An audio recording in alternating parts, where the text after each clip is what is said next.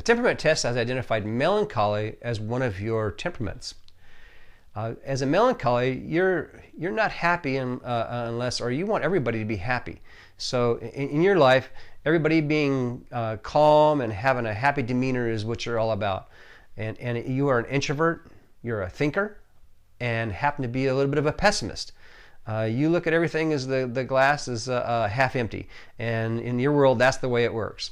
You have a melancholy type emotions, including you're deep and thoughtful. You happen to be very analytical, serious, and purposeful.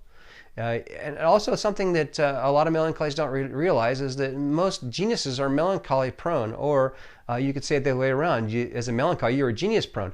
That means you have the capacity for storing and remembering and recalling large amounts of information.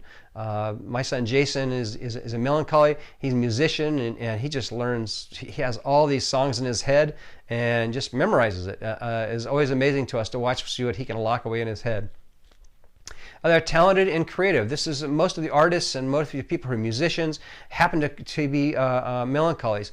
And melancholy is a very strong temperament among artists, and you'll see it that kind of an attitude in people. So when you think about the jazz artist, you think about the musician, you think about the artist sitting on the corner. These are typically melancholies with all these creative juices rolling around.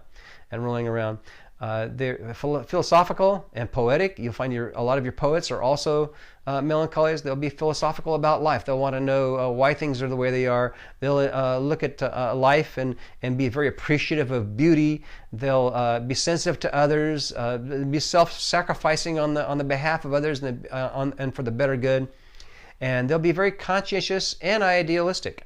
They are going to want to see things work from an idealistic perspective. So let's talk about melancholies as parents. Melancholies set high standards. They want their children and their family to operate at a high level. They want everything done right. They want to make sure it's done correctly. They keep their home in good order, and they pick up after their children.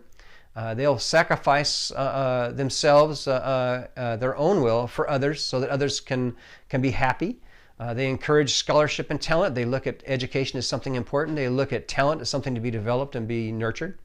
They're fairly melancholy at work. They are relatively schedule oriented. They want to make sure the schedule stays on. They have perfectionist tendencies, establishing pretty high standards for themselves and others. And they're very detail conscious. They are persistent and thorough, orderly and organized, and they tend to be neat and tidy. At work, a melancholy will be economical. They'll see the problems out there and they'll help try to find creative solutions.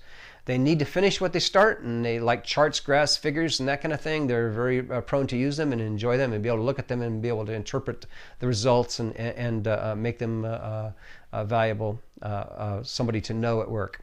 The melancholy friend. So they make friends cautiously. They're not going to just go out and enter the room mouth first as a sanguine would, but they'll go into an environment and be very cautious about making new friends.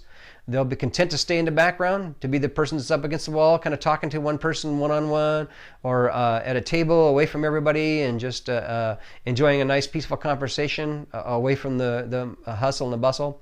They'll avoid bringing attention to themselves unless they absolutely have to. They're faithful and devoted. And they'll listen to complaints with a caring ear, and they can solve other people's problems. They'll listen to what is going on in somebody else's life, and they'll try to come up with solutions and help them solve those problems. And they have a deep concern that other people, have their problems solved. And they're moved to tears with compassion. Sometimes hard for them to show it, but are typically moved with compassion when they see injustice in the world. And they seek an ideal mate. They will not just go for anybody. They have to have the exact right mate in their lives. So, you're a melancholy. You really don't care what's going on as long as everybody's happy.